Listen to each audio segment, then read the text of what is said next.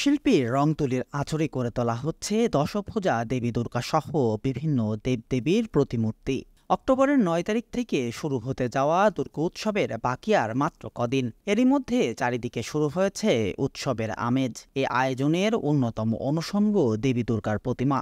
সময় ঘনিয়ে আসায় তাই ব্যস্ত সময় পার করছেন যশোরের মৃৎশিল্পীরা। প্রতি বছর এই বছর আমরা দুর্গা প্রতিমা তৈরি করেছি প্রায় 35টা, অর্থাৎ ৩-৪ মাস আগে থেকে কাজ শুরু হয়েছে।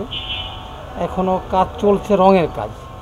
ঠাকুর সব বিক্রি হয়ে গেছে, আর কিন্তু যেহেতু গ্রামগঞ্জে এলাকার ঠাকুর বেশি তৈরি করতে পারে নাই দেশের পরিস্থিতির কারণে, সেজন্য শহরের দিকে সবার একটুখানি কেনার জন্য আগ্রহ আছে, কিন্তু আসলে তো ঠাকুর বিক্রি হয়ে গেছে, এখন আর নেই, এখন আর আমরা তৈরি করার সময় পাচ্ছি না। পরিবর্তিত প্রেক্ষাপটে কোনোরকম প্রতিবন্ধকতা ছাড়াই যশোরে স্বতঃস্ফূর্তভাবে দুর্গোৎসব পালনের প্রস্তুতি চলছে। প্রতিমার রঙের কাজ চলতেছে, প্রায় শেষ হওয়ার পর্যায়ে রয়েছে। আমাদের প্রতিমা তৈরিতে কোনো প্রকার প্রতিবন্ধকতা সৃষ্টি হয়নি এবং বর্তমান বৈষম্য বিরোধী আন্দোলনের যে সরকার রয়েছে, তারা আমাদের মন্দিরের সার্বক্ষণিক প্রশাসনের লোকজন থেকে শুরু করে এবং আমাদের মহল্লার যত প্রকার লোকজন আছেন, হিন্দু মুসলমান সমস্ত কিছু সবাই আমাদের শারদীয় দুর্গা উৎসবকে আনন্দমুখর হওয়ার জন্য যত প্রকার সাহায্য সহযোগিতার দরকার সব রকমই ব্যবস্থা তারা গ্রহণ করেছে। বিগত বছরগুলোর তুলনায় এবছর আরও বেশি সাড়ম্বরে পালিত হতে যাচ্ছে শারদীয় দুর্গা উৎসব। এই উৎসব পালনের মধ্য দিয়ে সম্প্রীতি, সৌহার্দ্য ও কল্যাণময় অবস্থানের বিকাশ আরও বিস্তৃত এবং বিকশিত হবে বলে মনে করছেন সনাতন ধর্মাবলম্বীরা।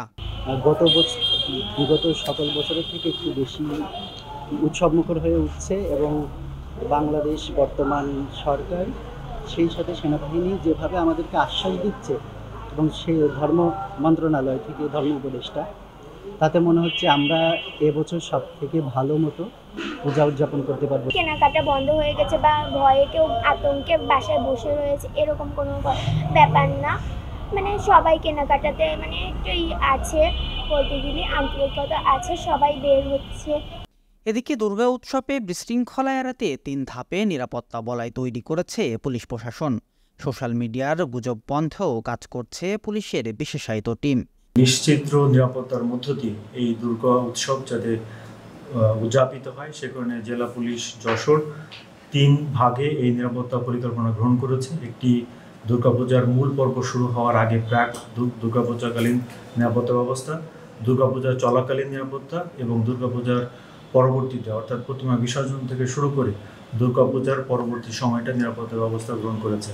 সামাজিক যোগাযোগ মাধ্যম ব্যবহার করে কেউ যাতে সাম্প্রদায়িক সম্প্রীতি নষ্ট করতে না পারে, সেজন্য সাইবার প্যাট্রোলিং অব্যাহত আছে।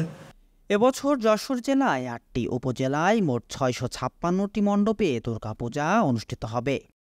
Raihan Siddique, voice of tiger.